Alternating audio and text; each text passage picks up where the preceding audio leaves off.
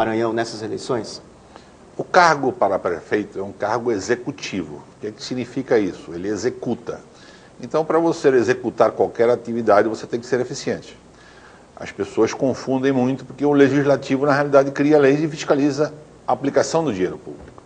Então, eu acredito que entre os candidatos que estão hoje se postulando, nenhum deles tem esse perfil executivo. Todos eles têm um perfil legislativo.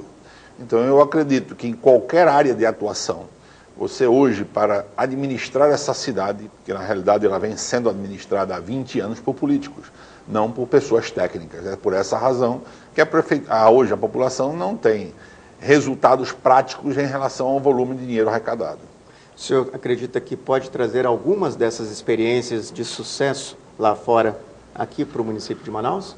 Não, eu já trouxe, essa é a verdade. Eu estive, há 2 anos atrás, eu trouxe um projeto que saía da Praça da Saudade em direção ao Distrito Industrial. Houve até uma reunião na Sulframa, que ia sair um metrô subterrâneo, com 2 vias indo e 2 voltando, que realmente, se tivesse sido aplicado, você hoje teria resolvido um problema da cidade que já é caótico, que é exatamente a parte de mobilidade urbana. E no desse trajeto até o Distrito Industrial, que dá mais ou menos 30, 35 quilômetros, você iria criar vários edifícios que iriam servir como edifício garagem, tá? Que é outro problema que você tem desde o centro da cidade e se alastra por toda a cidade. Hoje em dia, Manaus é uma cidade com 600 mil carros, entram todo mês 5 mil carros por mês, e nenhum dos governantes, há 20 anos, pensou em resolver este problema, e hoje você tem um trânsito pior do que o de São Paulo, porque aqui você ainda enfrenta o calor.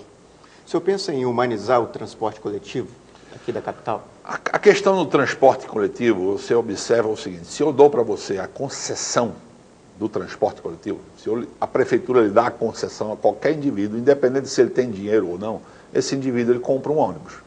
Então, quando esses transportes novos que entraram, esses 300, 400, o que foi, na realidade, qualquer instituição de crédito, quando você tem a concessão, porque automaticamente você já tem um mercado cativo a R$ 2,75, então qualquer uma das instituições de crédito no Brasil hoje lhe financia um ônibus.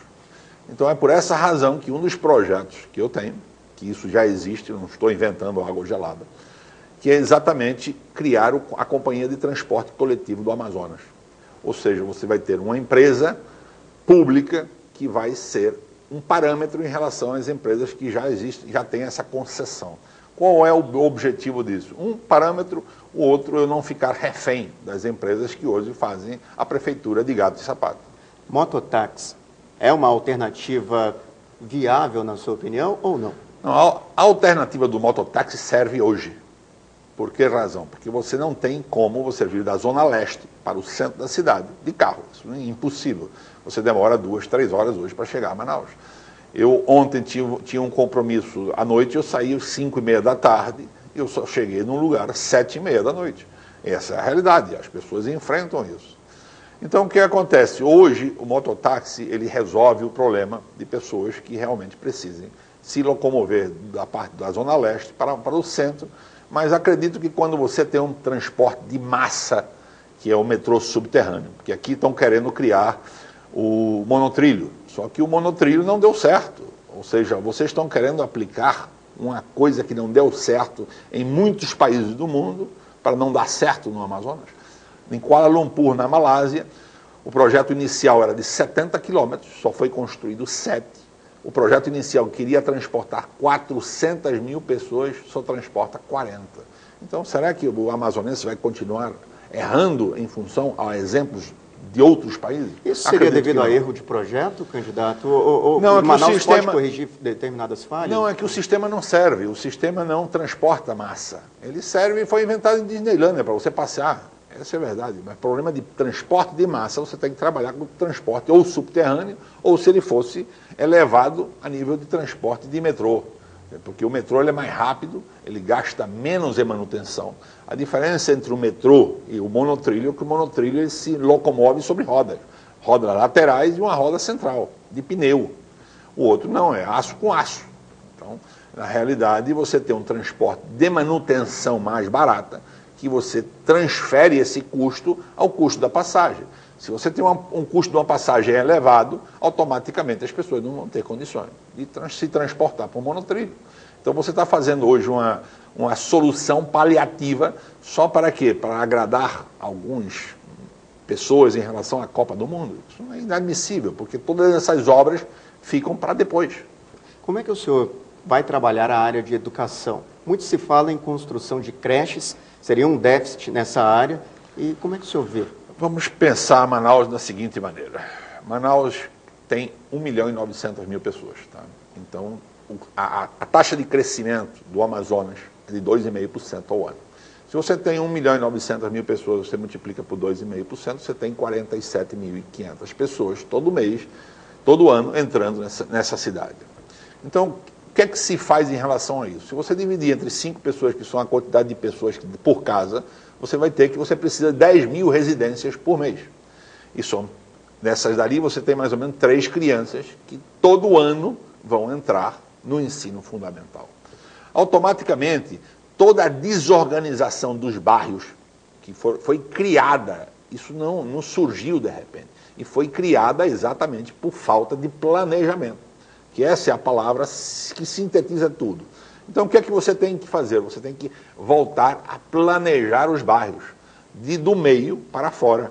Como é que você faz isso? Você pega e confisca uma área central de um bairro, tipo Jorge Teixeira, qualquer bairro da Zona Leste, automaticamente cria uma escola grande, mas que tenha desde creche, psicólogo, dentista, todos os serviços de excelência de ensino para o estudante começar às 7 horas da manhã e sair às 6 horas da tarde, que é o mesmo horário que o pai tem no trabalho. E automaticamente você implementa uma sistemática chamada Kumon. Qual é a diferença dessa sistemática? Você cria um hábito ao estudante, que ele é pequeno, ele vai levar esse hábito pelo resto da vida. Qual é esse hábito? Fazer 100 exercícios de matemática todo mês.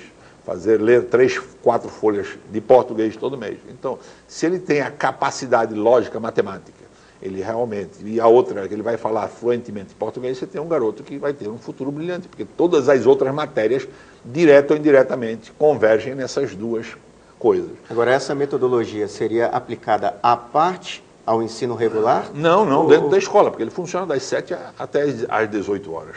Então, tem que ser ensino de excelência. Você não pode hoje dar a uma criança o ensino de má qualidade e a má alimentação que uma criança hoje tem no ensino fundamental. O ensino fundamental é mais importante que o ensino superior. Se você realmente cria esse hábito no ensino fundamental, automaticamente essa criança não vai ter problema nenhum no futuro, porque ele cria esse hábito. Você tem hábito de hora de acordar, você tem hábito da hora de estudar, você tem hábito para tudo. E, na realidade, essa metodologia que foi inventada no Japão, e lá existem 1,5 milhão de crianças que frequentam o Kumon, na Coreia do Sul a mesma coisa, 1.300.000. No Brasil todo só existem 130 mil frequentadores do Kumon.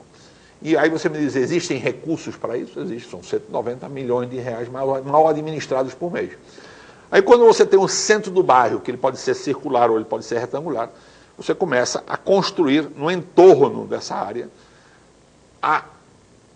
apartamentos ou casas para exatamente colocar as pessoas que você retirou dessa área. Então você começa a crescer o bairro do meio para fora. Então você começa a reurbanizar o bairro. Entende? A partir do momento em que você reurbaniza o bairro, você vai ter pessoas que vão se interagir com a escola.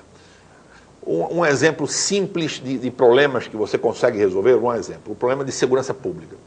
Se você hoje, nos condomínios, de edifícios ou de casas, em ruas, você faz um acordo com a população de cooperação, no qual a população coloque também uma câmera fora para vigiar a rua.